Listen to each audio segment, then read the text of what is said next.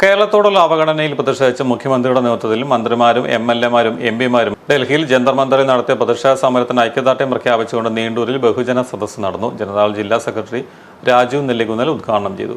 ആദ്യം തെരഞ്ഞെടുപ്പിനെ നേരിടുമ്പോൾ 2014 നമ്മുടെ രാജ്യത്ത് ഇന്ന് ഗാർഹിക ആവശ്യങ്ങൾക്കുള്ള ഗ്യാസിന്റെ വില എന്ന് പറയുന്ന 435 രൂപയായിരുന്നു.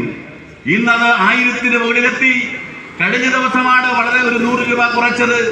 നമുക്കറിയാം ഇന്ന് നമ്മുടെ രാജ്യത്തിന്റെ സമസ്ത മേഖലയും തകർന്നിരിക്കുന്നു.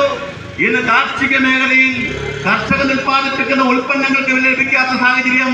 കാർഷിക മേഖലയിൽ സബ്സിഡികൾ വെട്ടിക്കുറച്ചിരിക്കുന്നു. അതുപോലെ വ്യാവസായിക മേഖല പൂർണ്ണമായി തകർത്തിരിക്കുന്നു. ഇന്ന് നമുക്കറിയാം, ഈ കഴിഞ്ഞ ബഡ്ജറ്റിൽ കഴിഞ്ഞ 2 ദിവസം മുമ്പല്ലേ നമ്മുടെ രാജ്യത്ത് പുതിയ ബജറ്റ് അവതരിപ്പിച്ചത്. ഈ ബജറ്റിൽ കേരളത്തിന് എന്തെങ്കിലും വെച്ചോ? കേരളത്തിന്റെ പോലും പറയുവാൻ നമ്മുടെ കേന്ദ്ര ധനകാര്യമന്ത്രി നിർമ്മല സീതാരാമൻ തയ്യാറായിട്ടില്ല.